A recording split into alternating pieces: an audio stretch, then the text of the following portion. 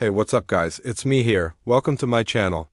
And in this video, I have some very important Jon Jones news that you absolutely need to be aware of ahead of his highly anticipated return to the Octagon. Because it turns out just days before his comeback fight, we got some devastating news that no one saw coming. And once again, just like many times before, it involves Jon Jones's former coach, Greg Jackson. You see, as many of you are aware, Jon Jones will be headlining UFC 285 this Saturday. He'll be facing Cyril Gane in the main event for the vacant heavyweight title. It's a matchup that has literally every single person excited in the MMA community. And after a 3-year hiatus, we finally get to see the return of one of the greatest of all time. But now, just days before the event, we've got some breaking news that could potentially ruin everything.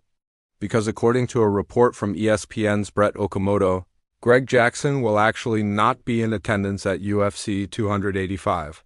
He won't be in Las Vegas to support his former longtime fighter, the man that he helped become a legend inside the Octagon. And the reason why is absolutely mind-blowing.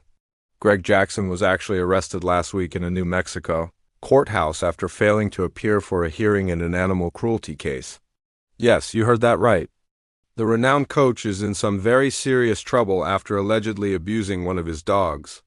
According to the police, Jackson was cited for a petty misdemeanor count of animal cruelty after officers responded to a call about a disturbance at his home. When they arrived, they noticed a bloodied dog inside his house.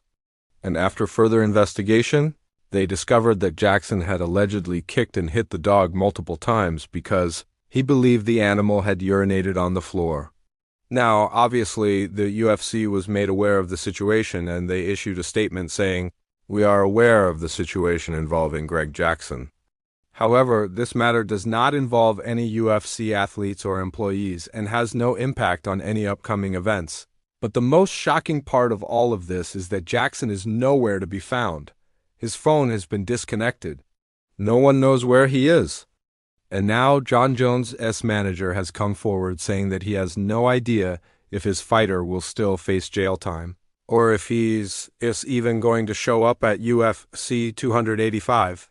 Here, Sut Mauki said, "I don't know if he's going to be there." That's a very good question. We were supposed to leave tomorrow. As of right now, nothing has changed with our travel plans, but obviously we're getting closer and closer to the event. And, different things can happen. I've been trying to reach him all day. I haven't been able to get in contact with him. So basically, this means that we could literally be hours away from the event and still have no idea whether or not Greg Jackson will be there supporting his former student. And honestly, that's probably the least of everyone's concerns right now. With Jackson in some serious trouble with the law, the big question is, how will this affect Jon Jones? This is a guy who openly talks about how much respect he has for his coach, how much influence he still listens to. And given the fact that they have such a close relationship, this could definitely take a toll on him. Imagine showing up to your biggest fight in years, a fight that you've waited 3 long years for, only to find out that your coach and mentor may not be there. With that said, I do believe that regardless of the situation, Jon Jones will still perform to the best of his abilities. But I can't help but wonder how much this drama will affect him. And more importantly, where is Greg Jackson? How could he just disappear like this without letting anyone know where he is? If he does end up missing UFC 285, which I think would be the most logical thing to do considering his legal troubles, then I hope he comes forward and explains himself.